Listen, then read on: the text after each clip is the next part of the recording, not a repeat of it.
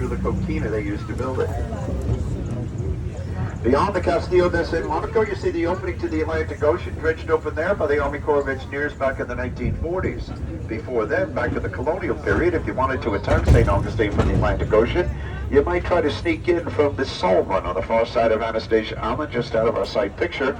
But by the time those enemy vessels came out of the mouth of the Salt Run and turned broadside on the colony to open fire, they're already taking cannonballs from over 60 cannon up on the battlements of the fort. We'll turn the corner here on the bayfront for stop number 6 coming up next. And in front of us, you'll have a view of the Bridge of Lions, the drawbridge completed in 1927, connecting us to Anastasia Island. Home to a lighthouse, the Alligator Farm, and 14 miles of public access beaches along the Atlantic seaboard. We'll pull it to the curb now for stop number 6. Plenty of really good local restaurants up and down the sidewalk here and into the historic district. On the corner is Meehan's Irish Pub, Teeny Martini Bar down the sidewalk, and near the plaza, Harry's Restaurant, and many other choices. Let me ring the bell for you folks. If you're leaving us here at stop number 6, take it on the right-hand side, away from traffic passing us on the left. This is your bayfront stop number 6. Right-hand side if anybody's leaving back there for your bayfront stop. Anyone? All right. Well, we'll continue our tour. What do you say we do some driving through the old Spanish Quarter? Please remain seated. Here comes the bell. Say goodbye to the bayfront. We'll be back here later on our tour. But for now, let's pull the trolley into little old Hippolyta Street. Here we go. And you'll see how suddenly these streets become quite narrow, making it difficult for an invading army to march a large number of troops down through the center of town. You'll also notice how the streets do not run straight and true from the bayfront, they bend. Purposely designed by the Spanish this way to defeat cannonballs fired from the river behind us, would travel too far into the center of town before striking a defensive object. And as we cross this next intersection, I'll give you some examples of early colonial architecture. Beginning here on the left-hand side across the street, look for this two-story Spanish villa. Notice there's no doorway entrance from the building directly to the street. In Spanish style, you would enter through the courtyard or the piazza, the same way they do in Spain. When the British arrived in the 1760s, they would remodel many of these Spanish colonial buildings like you see on the right. Notice the doorway entrances now face the street front, and the British were the first to use glass. Now, if you like dates in history, you came to the right place. St. Augustine could boast 3 distinct colonial periods, and the Spanish were first, 1565 to 1763. But because they sided with the French during the French and Indian War, they would lose Spanish Florida to England in exchange for Cuba, by virtue of the First Treaty of Paris that year. But the British were here only 21 years for the second colonial period, because when they lost the American Revolution, they would leave these parts of North America and the Spanish would return for the third colonial period, 1784 to 1821. 1821 was the year the United States purchased Florida from Spain, ending our colonial occupation when it became a U.S. territory. We're approaching stop number 7 now for the center of St. George Street. You see the popular Columbia restaurant here on the corner to our right with the flags, the sister restaurant of the original in Ybor City in Tampa. Let me ring the bell for you folks. This is stop number 7 now for the center of St. George Street. Either side of the trolley if you're leaving. Have a wonderful afternoon and thank you for riding.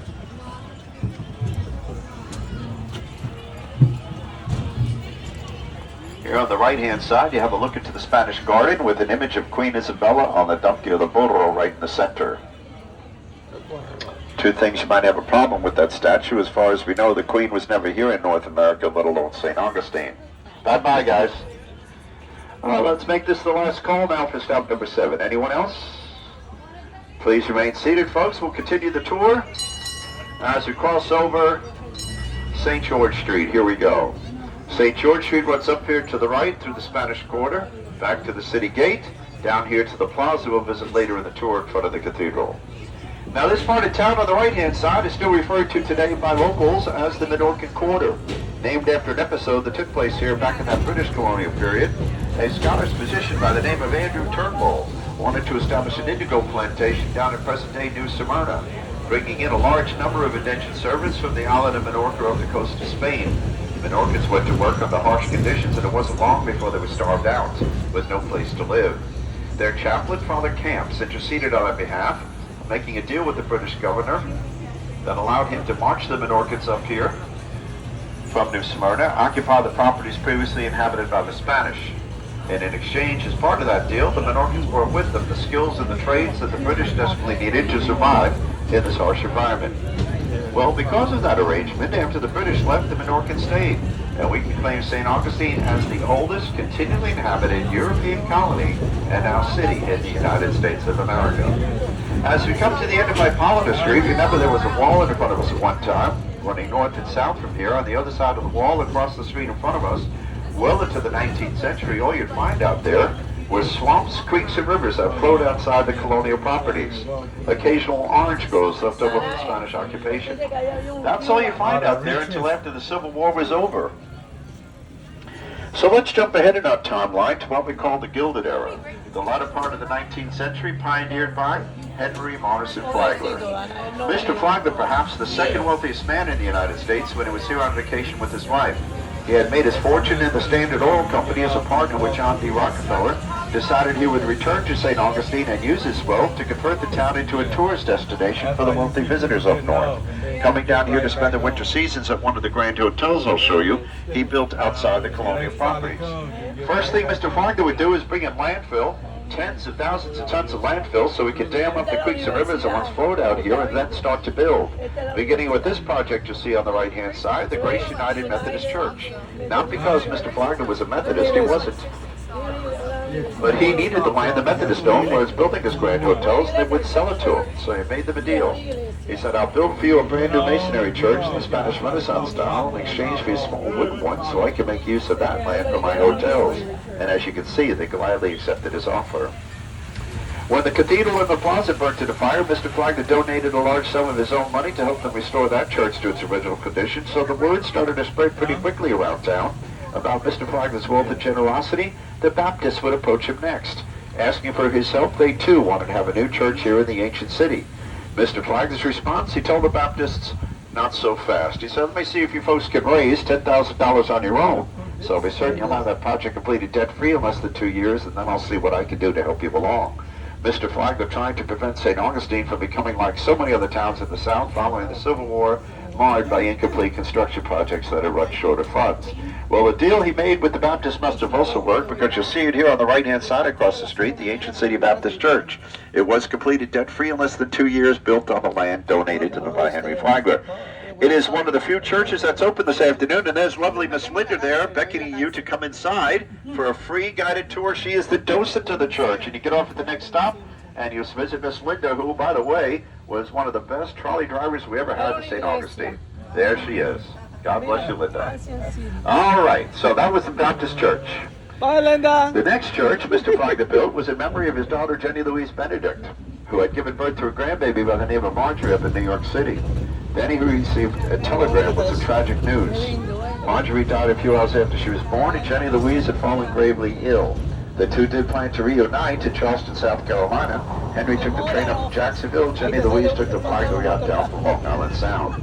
But tragically, just as father and daughter were about to see each other again in Charleston Harbor, Jenny Louise died from her illnesses, and in his grief, Mr. Flagler was determined on the one-year anniversary of his daughter's death, he would have a memorial service for her in a brand new church here in St. Augustine. That church coming into view on the right-hand side, the Memorial Presbyterian Church. Modeled after the St. Augustine Church in Paris, France, and completed in, are you ready for this? Only 361 days, allowing Mr. Flagler to have that memorial service here on the one-year anniversary of his daughter's death as planned. My friends, this is an absolute jewel of the city inside and out. Unfortunately, it is closed on Saturdays, but you are invited to get off here and visit the grounds if you care to do so. You can also walk back to the Baptist Church we talked about earlier. It's open. All right, my friends, so if you're leaving us here, please wait for the bell. Exit on the right-hand side onto the sidewalk, and here's your bell. Now, if you're seated on the right-hand side of the trolley, look up on top of the church. You don't want to miss that beautiful Venetian dome or bronze cross that dominates our humble skyline. If you're seated on the left-hand side of the trolley, please remain seated. I'm going to give you a much better look at it here in just a few moments. Anyone off here? Stop number 8. Yes? Okay, then. Have a good afternoon. Thank you. And let's make this the last call, then. Please remain seated. We'll continue our tour with the bell. Now, if you have a chance to return tomorrow, once the church is open for Sunday services, you'll be treated inside to friezes by Italian artists. the third largest pipe organ in the United States, and laid to rest inside the mausoleum Henry Flagler, next to his first wife Mary, daughter Jenny Louise, and in her arms the body of the grandbaby Marjorie. And if you're seated on the left-hand side of the trolley and you missed it, we're going to start this turn. If you look back behind us, on the left-hand side, over your left-hand shoulder, don't lean out too far, don't want to lose anyone. Let's swing back here to the left. Right behind us, there's your view of that Venetian dome with the bronze cross I was talking about. Isn't that a beauty? Another dominant feature of our humble skyline coming into view directly in front of us is this tall smokestack above the old power plant on the grounds of today's main campus of Flagler College. But back on January 10th, 1888, all these Spanish Renaissance-style buildings I'll show you, together with the power plant, opened for Mr. Flagler as the Grand Hotel Ponce de Leon, at one time considered to be the most beautiful hotel in the world. Now, the power plant underneath the smokestack, at one time there were 4 dynamo generators installed there by a friend of Mr. Flagler's, Thomas Alva Edison, providing hot and cold running water and electricity to every room inside his Grand Hotel. But did you know the guests here at the Ponce de Leon for the first seasons would encounter something they'd never seen used before? Indoor electricity. It wasn't for another 4 years before electricity was introduced up at the White House in Washington, D.C. Guests here for the first seasons had no idea how it worked. Most of them were so afraid to be electrocuted, they refused to work the light switches inside their own hotel rooms. That's right. Mr. Flagler would hire extra staff to do that job for them. He called them switchers, running around night and day, turning light switches on and off for his guests. As I come down the side street here, don't miss the famous rotunda coming into view on the right with all the Tiffany glass. In there today is the main cafeteria for the students of Flagler College. But back when this is the Ponce de Leon Hotel, Henry Flagler could entertain up to 600 dinner guests in one sitting inside his grand ballroom. You're looking at the largest collection of Tiffany glass in the world today, designed by Louis Comfort Tiffany with an insured value of $130 million. Look for the openings at ground level, these breezeways on either side of the rotunda. They had an important function back in the Gilded Era because after your long hot journey by horse and carriage from up north, you pull in behind the hotel inside the breezeways, go up the back staircase to your guest room, have a chance to rejoin your baggage and change out of your travel clothes into a fresh outfit before you were seen by any socialites in the lobby. Just a little courtesy Mr. Flagler designed for his wealthy guests. The center of the colonial town, the plaza, coming into view on the left-hand side. We'll be back here later in our tour. I'll show you all around these important properties when we return. In the meantime, let's continue our discussion of these grand hotels. You will see that Mr. Flagler would stay away from the use of wood as much as possible. Fires breaking out across the land in those days from wooden structures, and he wanted his supporting guests to feel safe. So he told his architects to plan on using red brick and Spanish tile to build his grand hotels, until he noticed someone across the street was building a winter castle that appeared to be made out of coquina, taking us over there for our next important stop at the Via Zorreda. But as we pull on our King Street here on the right-hand side, you now have a full view of the main entrance and southern facade of the Grand Hotel Ponce de Leon. From 1888 until it closed suddenly in 1967, it would reopen about a year later as the Flagler College. There's a statue of Henry Flagler on the pedestal to our right, in front of the main entrance into the college buildings today. More on the Ponce de Leon Hotel in just a few moments, but first, let me introduce you to a genuine winter castle. Coming into view across the street in front of us is the Via Zorreda. Via Zorreda was built here by a wealthy businessman from Boston, Massachusetts, Franklin Smith. Franklin Smith was experimenting with the different forms of cement mixed with coquina. He would pioneer the method of construction you see here on the right, we still refer to today as layered concrete. Pouring his cement mixture into wooden forms, after one layer would cure, he'd raise up the wooden forms. Accounting for doors, windows, and other design features, after 32 layers or so, Franklin Smith had himself a concrete castle. This one he modeled after the Alhambra Palace he visited in Granada, Spain, bringing home from there a large collection of antiquities that are on display inside the museum today, along with other collections he brought back from places he visited in the Far East, ancient Egypt, the old Ottoman Empire, and Moorish Spain. One of my favorite buildings and museums in town, especially with the different designs of these windows, all different shapes and sizes. Now, we don't ring the trolley bell here for stop number 9. This is a quiet zone. They ask us not to ring the bell. I'm going to give you an audible instead, indicating it's safe to get off the trolley if this is your stop. For the Via Zorreda, trolley stop number 9, ding ding. All right, how's everybody doing back there, folks? You guys having a good ride so far? I'm so glad you decided to ride the trolleys on this beautiful day here in the ancient city. Now let me ask, is anyone wondering about these metal chains and spiked balls you see surrounding the campus across the street? What in the world are they doing there? Well, I'll tell you what I learned about them in just a few moments, but first, no more off the trolley, please. With another heartfelt ding ding, let's get back to King Street. So as it turns out, these chains were not here initially in St. Augustine, but elsewhere in the Spanish Empire. In the Caribbean, harbors like San Juan, Puerto Rico, where they were raised 1 foot below the waterline at night to help defend against any sneak attack by enemy wooden vessels, harbor chains. Henry Flagler had them recovered, restored, and placed around his Grand Hotel simply for decoration. Now, if you look back to the Ponce de Leon on the left, you can't help but notice the lines and layers of concrete mixed with coquina, indicating the architects of Mr. Flagler did indeed borrow the design they learned from Franklin Smith in his Via Zoraida we just left. But also how they incorporated all those beautiful carvings and the use of terracotta throughout this magnificent architectural achievement. When it opened in 1888, initially there were 300 guest rooms. Each one had their own fireplace, which accounts for all the smokestacks you see up on the rooftops. 100 chambermaids, 70 bellhops, plus or minus those running around on light switch duty, I suppose. And you don't have to count them. On the rooftops alone, Spanish tiles number over 275,000. Now, Mr. Flagler must have had his cement mixers going 24/7 for several months, because later that same year, Christmas Day, 1888, Mr. Flagler would open a second Grand Hotel, and here it is back in view on the right-hand side, the beautiful Alcazar. He wanted, shall I say, a more fun place in town for his guests to enjoy. After this next trolley stop in the driveway, I'll explain what he placed inside the Alcazar to help make that happen. But first, I want to let you know that this property is the home of the Lightner Museum. And the Lightner Museum contains a fabulous collection of antiques from the Victorian period, moved here from Chicago, Illinois by Otto Lightner after the Great Depression last century.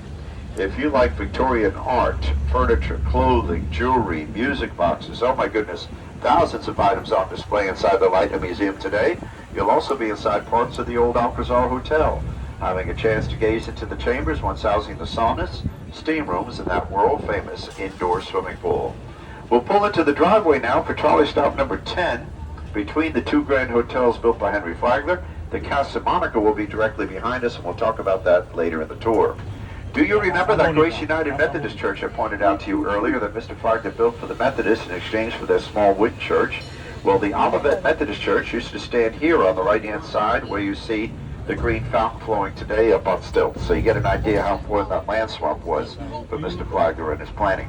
And here on the left-hand side on the pedestal, a statue of our founder, Don Pedro Menendez, gifted to us by our sister city in Spain, Avilés. I'm going to pull forward here, folks. When I ring the bell, if you're leaving the trolley, please take your time. Please remember to turn around and back down all the way. Stop number 10, the Lightner Museum. And there is your bell. Take your time getting off, folks. Have a wonderful afternoon, and thank you for riding with us on the trolleys. Let me welcome aboard our guests joining us here. Hope you're having a great day out there in the ancient city. My name is Bud. I'll be your tour guide. Stop number 10 at 21 stops.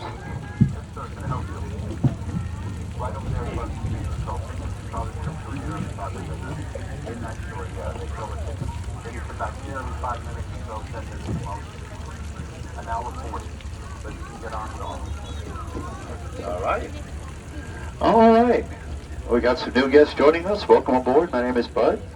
Please remain seated, arms and legs inside. We're going to ring the bell now and continue our tour. Arms and legs inside, and here we go. Coming off the end of the driveway, we'll start our journey into Lincolnville. And as we do, think back with me, if you will, to the latter part of the 19th century, when Mr. Flagler opened these grand hotels for his guests. Can you imagine how small St. Augustine must have been back then? Not a lot to do after the sun went down, and Mr. Flagler did not want to see his important guests become bored. Remember, most of them were visiting us here from large cities up north for the entire winter seasons. So inside the Alcazar, Mr. Flagler would introduce a number of attractions to keep his guests entertained in the evenings. And that would include a casino with game tables, billiards, bowling alley, gymnasium, archery range, synchronized diving mermaids into the indoor swimming pool. In just a few moments here on the left-hand side, you see a bulge into the sidewalk. Well, in here at one time is the shallow end of the world's largest indoor swimming pool, extending the width of the city street, fed by underground springs. The pool is open to the public every day. You walk inside this yellow door into the pool, but don't be wearing your bathing suit. You look quite out of place. There's no water in there anymore. Today it's a nice restaurant. And if you look above you inside, you see the balconies and ballrooms. Mr. Clark had live orchestra music cascading down to the bathers in the pool below. And back behind the hotel here on the left-hand side, if you wanted to learn how to ride one of those newfangled contraptions they were introducing throughout the land in those days, we still call the bicycle, you could attend Mr. Wagner's Bicycle Academy that once stood here, learn how to ride, and when you graduated, you got the necessary license you needed to ride a bike legally in St. Augustine. That's right. No license from Mr. Wagner's Bicycle Academy, no bike riding allowed for you in St. Augustine, and that was the rule of the road here for many years. We'll take this turn on Bridge Street. Now, Bridge Street at one time spanned the creeks and rivers that once flowed outside the colonial properties. It has retained its name. As I mentioned earlier, Mr. Flagler dammed it all up with tens of thousands of tons of landfill so he could build those grand hotels and churches where he did. This part of town was renamed Lincolnville in 1878, home to numerous iconic churches and Victorian houses, featured prominently in the civil rights movement here in North Florida in the 1950s and 60s. Dr. Martin Luther King Jr. was with us in 1964, preached in the Lincolnville churches like this one coming into view on the right, would desperately try to save from structural failure. And here on the left, this White House with the maroon trim, the storyboards in the front yard tell the story of Cora Tyson, who still lives there. She opened it as a safe house for Dr. King, and he'd move around to different houses here in Lincolnville each night for his safety. And here on Bridge Street, you'll see a number of Queen Anne Victorian houses on their original foundations. They seem to be getting more attractive as the years go on. We're approaching an intersection up ahead that locals of Lincolnville still refer to today as Presidential Square, named for these two houses I'll show you. The first one coming into view on the left, this white one on the corner, 99 Bridge Street, once the home of Ernest Washington, grandson by marriage to our first President George. And the Grand Victorian you see on the corner across the street on the right was recently renovated, moved forward 50 feet onto a new foundation, opened as a popular restaurant here in Lincolnville, but originally this property was the home of Maria Jefferson Emshine, great-granddaughter in the bloodline of our third U.S. President, Thomas Jefferson. So that was Presidential Square. And we have two genuine antebellum plantation houses to show you on the tour. The first one will be coming into view shortly on the left-hand side. Had fallen into disuse and disrepair over several decades, but recently the property was purchased, undergoing a major restoration project to bring it back to life. They've also decided to restore its original Indian name. So everyone, try this. Repeat after me. Yalaha. Yalaha. Yalaha. Very good. You're speaking Seminole. It means oranges. Yalaha, the name of this one-time I was lift of a genuine antebellum plantation house. On its original foundation since 1831, built by a man by the name of P.B. Dumas. Hello, sir. And coming into view on the right-hand side on the corner, the blue house with the white trim. This property once the home of Dr. Whedon. He was the physician who attended to Osceola, the famous Indian we held captive at the fort when Florida was U.S. territory back in the 1830s and 40s. We'll take this turn on Liberia Street as we exit Lincolnville, and I'm reminded here that Mr. Flagler was not the only one to bring jobs to St. Augustine with his grand hotels and the railroads he pioneered we'll talk about later in the tour. Because on the left-hand side of the trolley out on the banks of the San Sebastian River, well into the 20th century, was the industrial center of town. You would find an important shrimp packing industry and a shrimp boat manufacturing capability. Now, we've lost those business concerns to history, but one did return several years ago that you can enjoy at a very nice trolley stop coming up. The St. Augustine Distillery! Whoop, whoop. We are going to circle this historic building, folks, and I'll pull up next to those green benches. When I ring the bell, you can get off the trolley, walk inside that open brown door. You'll get a free tour of the distillery and the ice plant. After the tour, you're invited into the tasting room. Offer generous free samples of the spirits they make right here on the premises, including their vodka distilled from sugarcane, mixed with ginger and other spices, aptly called a Florida Mule. Their award-winning gin and a gin giblet, vintage rum, and they're very proud of the aged bourbon they brought out to the public here several years ago. Doing a nice job here, folks, and they have a popular local restaurant up on the second floor above the ice plant. They offer you generous free offerings in the tasting room. Just leave the driving to us. And on the way into this trolley stop, we passed right by the St. Augustine